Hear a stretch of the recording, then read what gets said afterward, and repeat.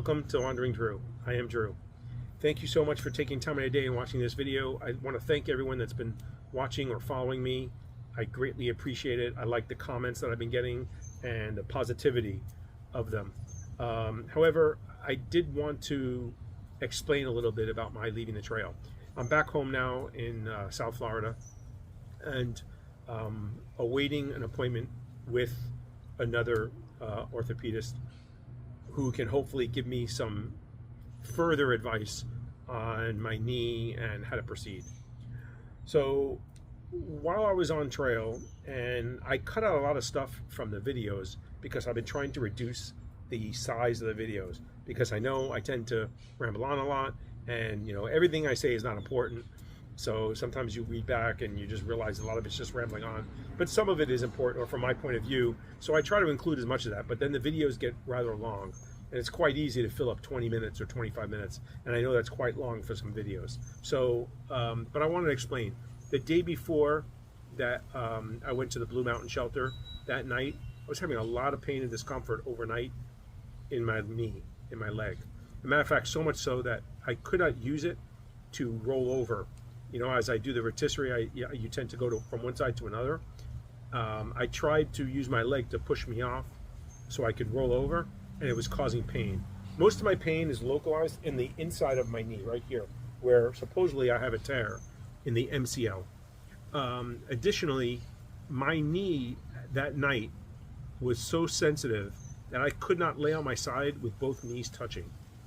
I had to put my fleece or something else in between to give it a little cushioning so that I would not feel pain or discomfort. And that's something I've never had before. So it alarmed me because it felt like it was getting worse. I didn't know if I had injured it more or I'd strained it more, but it was definitely concerning enough to me that I had reception there, and I actually went on Dr. Google and started looking up the type of injuries I have, which I really hadn't done before. I went to the doctor, I took his word after I asked all my questions, and I took that advice and I went back out there. So when I was reading all the comments from these medical sites about what to do, how to treat what I have, or what should a course of action be, almost all of them were saying cease activity, don't exercise, let the injured part of your body, your knee, rest and repair itself. And a lot of them all showed that with several weeks rest, that the tear, if it's a minor tear, should heal itself, and that surgery is not an option. So I began to question or doubt some of the information or the direction I had been given by the doctor that I saw. So perhaps his direction allowing me to go back to the trail was because that's what I wanted, and I clearly made that's what I was looking to do. But I began to question whether that was a wise course of action. When I got to the Blue Mountain Shelter, my leg was hurting so badly, and I had only gone 6 miles or so. So that is, to me, there's no way that that's sustainable, that I could continue going down the trail with that level of pain and continue hiking.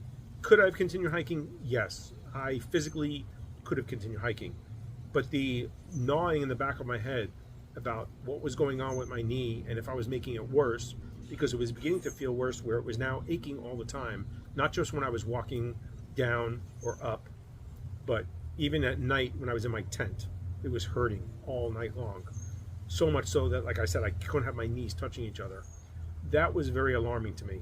So I decided when I got there and I got reception, and the weather was supposed to be bad on Friday anyway. I was planning on taking a 0 due to the coming storms. T-Square, my friend, had reached out to me and discussed coming down and meeting me and us going for lunch, because I told him I would be probably taking a 0.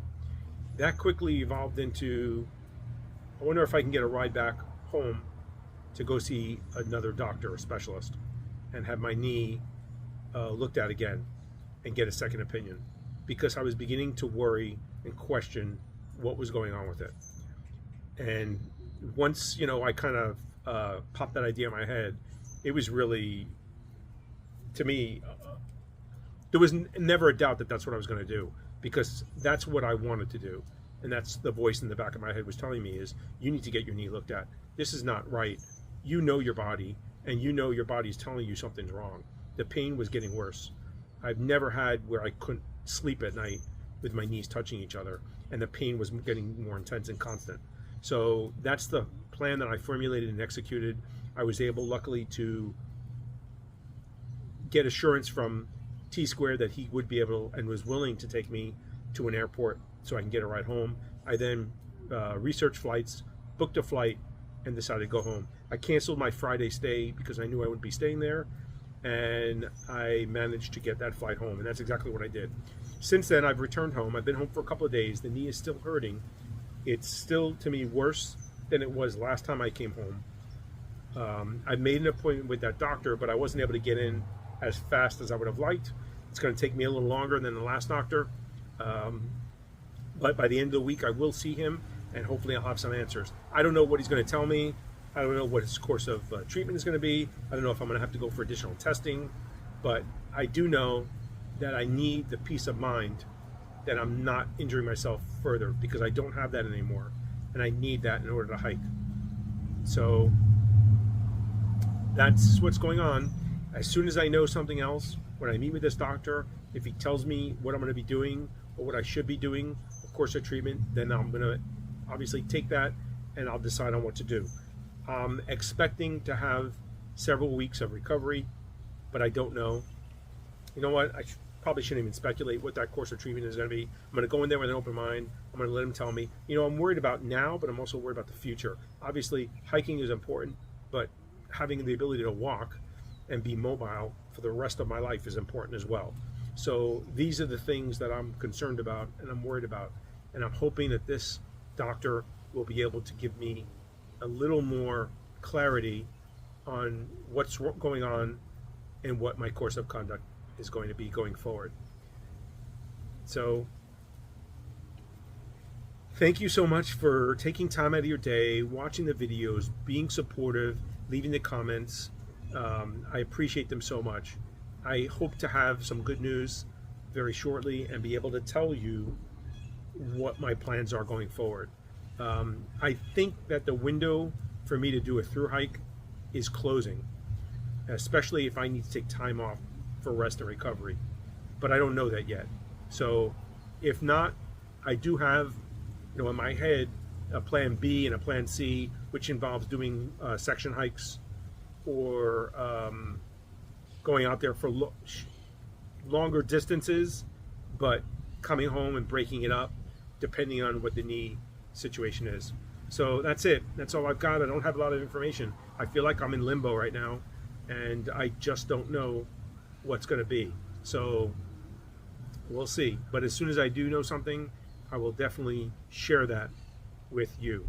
Thank you so much once again. Till we meet again.